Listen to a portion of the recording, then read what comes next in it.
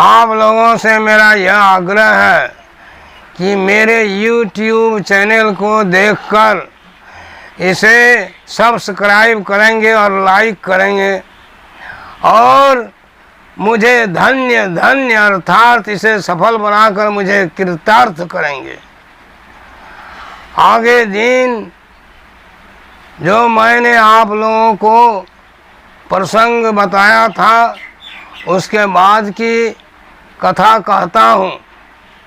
रानी के कहने पर महाराज धृतराष्ट्र ने द्रौपदी सहित पांचों पांडवों को दासत्व से मुक्त कर दिया और उनका सारा हारा हुआ धन पूरा राज्य उन्हें वापस कर दिया।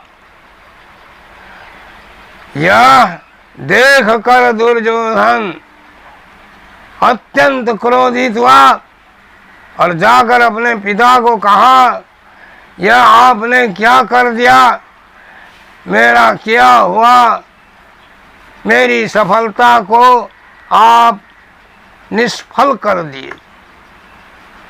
अगर मुझे जीवित देखना चाहते हैं पिताजी तो पुनः द्यूत क्रीड़ा शुरू करवाइए। दुर्योधन के हठ को महाराज नहीं टाल सकते थे, इसीलिए उन्होंने युधिष्ठिर को कहा, पुत्र दुर्योधन की इच्छा है कि पुनः द्यूत क्रीड़ा किया जाए।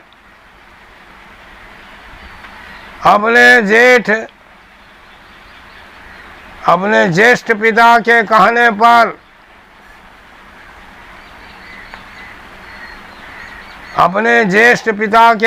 पर धर्मराज युधिष्ठिर उनकी बात को नहीं टालते थे, क्योंकि वे जानते थे युधिष्ठिर उनका नाम भी धर्मराज और सदा धर्म का पालन करते थे और वो जानते थे धर्म का रहस्य। संसार में हर वस्तु नश्वर है किंतु धर्म अटल है।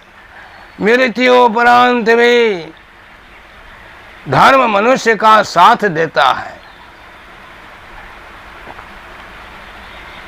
उन्होंने कहा, ज्येष्ठ पिताश्री, मैं आपकी बात को नहीं टालता हूँ, मैं आपकी आज्ञा पालन कर अवश्य धर्म की रक्षा करूँगा, क्योंकि संसार में हर वस्तु नश्वर है किंतु धर्म अटल है। चलम चित्तम चलम वित्तम चला चले ही संसारे, धर्म एको ही निश्चल। धर्म ही मनुष्य को हमेशा साथ देता है और मृत्यु उपरांत भी उसे साथ देता है। इसीलिए पुनः द्यूत क्रीड़ा शुरू हुई। इस बार पांडवों की पुनः हार हो गई और द्यूत क्रीड़ा प्रारंभ होने से पहले यह शर्त बनाई गई थी कि जो द्यूत क्रीड़ा में हार जाएगा उसे 13 वर्षों का वनवास होगा। 12 वर्ष का वनवास तो खुलेआम और 1 वर्ष का वनवास अज्ञातवास होगा। अगर उस अज्ञातवास की अवधि में कोई पहचान लिया गया तो पुनः यह नियम लागू हो जाएगा, पुनः यह नियम जारी होगा। इस प्रकार पुनः द्यूत क्रीड़ा प्रारंभ हुआ। युधिष्ठिर की पुनः हार हो गई और उन्हें नियमानुसार अपने भाइयों और द्रौपदी सहित वनवास के लिए 13 वर्षों के वनवास के लिए जाना पड़ा। वे लोग वनवास में दिन भर गृह गृह भिक्षाटन करते थे और अपनी जीविका का पालन करते थे और सदा प्रसन्न रहते थे। सच है, विपदा जब आती है कायरों को ही दहलाती है, सुरमा नहीं विचलित होते, क्षण एक नहीं धीरज खोते, विघ्नों को गले लगाते हैं और कांटों में राह बनाते हैं, मुख से कभी नहीं उप कहते, जो बनता है सब सहते हैं। इस प्रकार खुशी पूर्वक वनवास की अवधि बीत रही थी। एक दिन जंगल में भ्रमण करते हुए आतप से पीड़ित, भूख प्यास से पीड़ित धर्मराज को और अन्य पांडवों को भी बहुत जोर की प्यास लगी।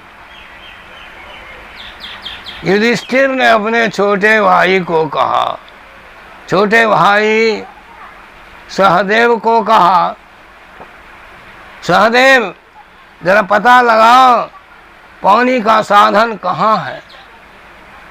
सहदेव वृक्ष पर चढ़ गया और कहा, भैया यहाँ से कुछ दूर पर बगुले उड़ते हैं, इसका यह मतलब है कि अवश्य वहाँ कोई तालाब होगा, इसलिए मैं घड़ा लेकर जाता हूँ पानी लाने के लिए।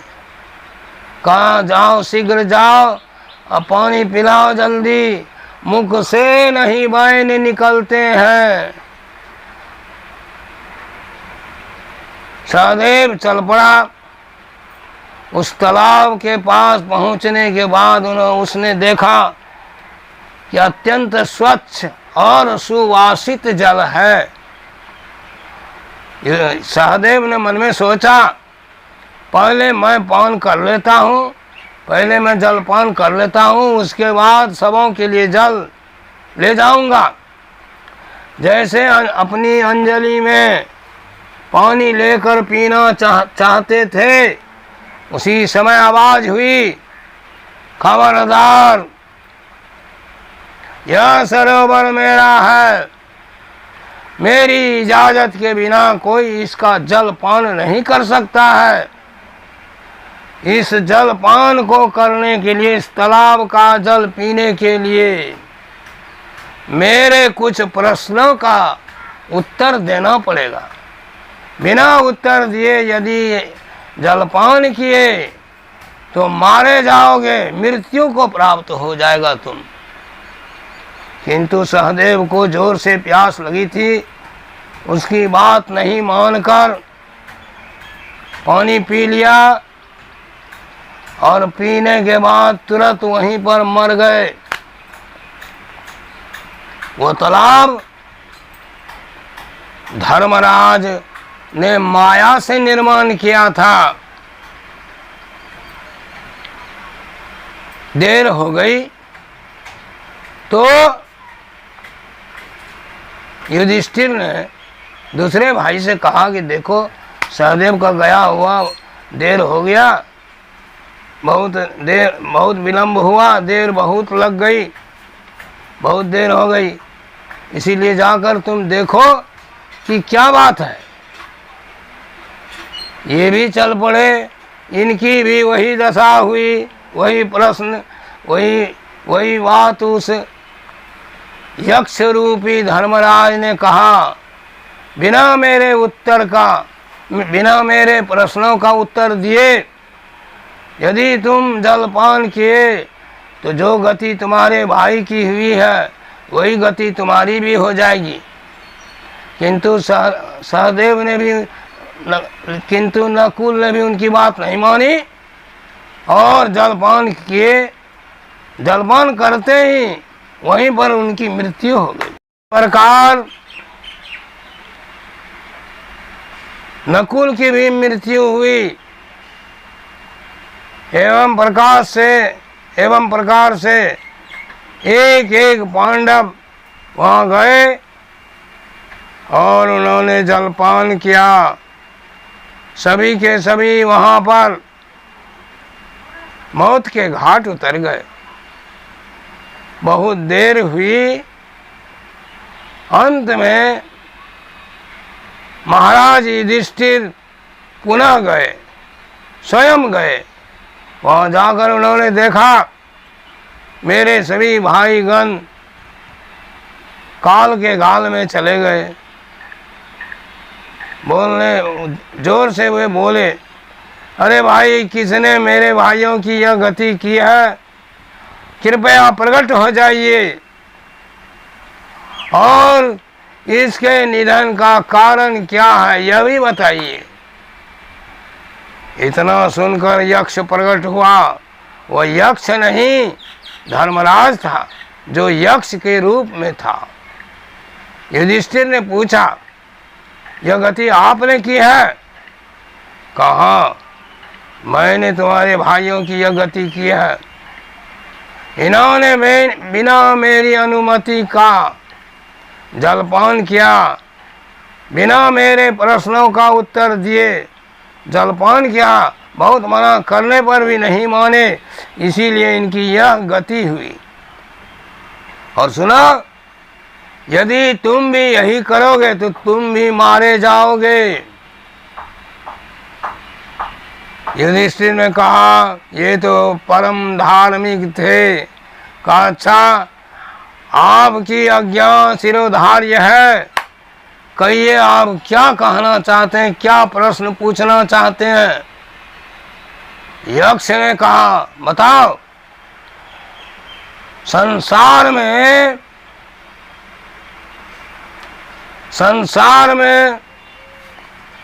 मनुष्य का सबसे बड़ा शत्रु कौन है?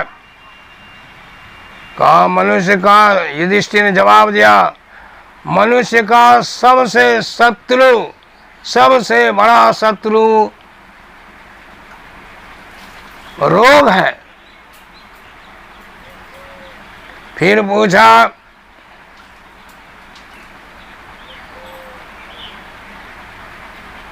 कैसे रोग है? कैसे रोग सबसे बड़ा शत्रु है? तो युधिष्ठिर ने कहा, रोग के कारण असाध्य रोग के कारण लोगों की मौत हो जाती है। फिर पूछा, दूसरा दुश्मन मनुष्य का कौन है? का दूसरा दुश्मन मनुष्य का क्रोध है, क्योंकि क्रोध के वशीभूत लोग तरह तरह के कुकर्म करते हैं और पाप के भागी बनते हैं। क्रोध हो मूलम अनर्थानाम, क्रोध संसार बंधनम, क्रोध धर्म क्षय कर, तस्मात् तम परिज्येत। यक्ष ने फिर पूछा, हवा से तेज गति किसकी है? युधिष्ठिर ने कहा कि हवा से तेज गति मन की है। मन हवा से भी तेज गति से चलता है। तीसरा प्रश्न पूछा, अच्छा यह बताओ, कौन रोग मनुष्य का ऐसा है जो असाध्य है, जिसकी इलाज नहीं की जा सकती है?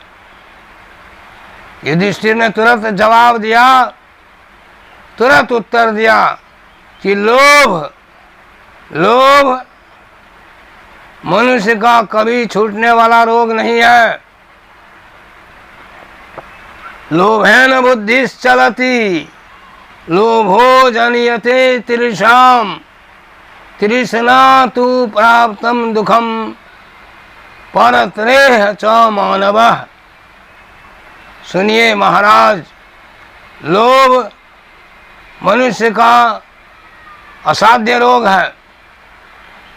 लोभ के वशीभूत होकर मनुष्य बहुत प्रकार का कुकर्म करता है और लोभ से पीड़ित होने के कारण बहुत प्रकार के पापों को करता है और पाप के कारण उसकी इस लोक में और दूसरे लोक में भी दुर्गति होती है। इसके बाद उन्होंने पूछा, बताओ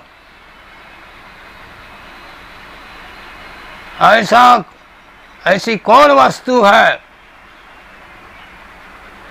जो भूमि से भी भारी है? युधिष्ठिर ने कहा, पाप। पाप का भार पृथ्वी माता पाप का भार सहन नहीं कर सकती है। इस प्रकार अनेकों प्रश्न उस यक्ष ने पूछा। युधिष्ठिर ने सभी प्रश्नों का समुचित उत्तर दिया।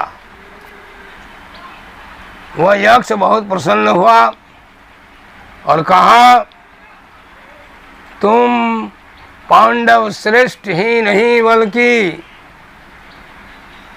मनुष्यों में श्रेष्ठ हो, ज्ञान का सागर हो, इसलिए तुमसे मैं प्रसन्न हूं। सुनो, तुम्हारे इन 4 भाइयों में से मैं एक भाई को जीवित कर सकता हूं। कहो किसे जीवित कर दूं? युधिष्ठिर ने कहा, मेरा सबसे छोटा भाई सहदेव, उसे आप कृपा कर जीवित कर दें। यक्ष ने कहा, घोर आश्चर्य की बात है। जो अत्यंत बलशाली, संसार विजेता, महान धनुर्धर, सर्वश्रेष्ठ धनुर्धर अर्जुन, जो तुम्हें राजगद्दी देगा, उसे जीवित नहीं करने के लिए कहकर तुमने सहदेव को जीवित करने क्यों कहा? कहा, इसलिए सुनिए महाराज, सुनिए। अपनी माता कुंती, मेरी 2 माताएं हैं। एक माता अपनी कुंती और दूसरी सौतेली माता माद्री। माद्री का तो निधन हो गया। मैं अपनी माँ कुंती का एक पुत्र जीवित हूँ और मैं यह चाहता हूँ कि मेरी विमाता, मेरी सौतेली माँ का एक पुत्र भी इस धरा पर जीवित रहे। यह सुनकर यक्ष अति प्रसन्न हुआ। कहा, मानव श्रेष्ठ, तुम अत्यंत प्रशंसनीय हो और मानवों में श्रेष्ठ हो। इस धरा पर तुम्हारे समान उच्च विचार इस संसार में न भूतो न भविष्यति। वाह, तुम्हारे धर्म विचार को देखकर, धर्मानुसार आचरण को देखकर मैं अत्यंत प्रसन्न हूँ और मैं तुम्हारे सारे भाइयों को जीवित कर देता हूँ। इतना कहकर यक्ष ने उनके सारे भाइयों को जीवित कर दिया। तब युधिष्ठिर ने पूछा, अच्छा यह बताइए कि आप यक्ष तो हो न सकते हैं, आप कोई और हैं, आप कोई अन्य हैं, कृपया अपना परिचय दीजिए। यक्ष धर्मराज थे।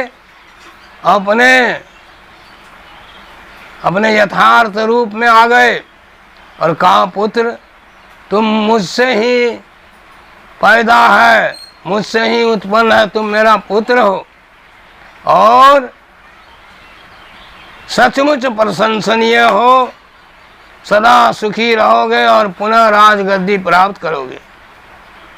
यह सुनकर हर्षित होकर सभी भाई अपने अपने निश्चित स्थान पर पहुंच गए।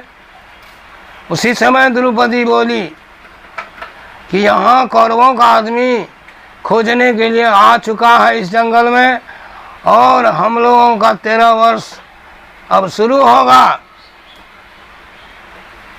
सभी घबरा गए, लेकिन अर्जुन ने कहा कि भैया चिंता करने की कोई बात नहीं है, अभी मैं उसका उपाय लगा देता हूँ।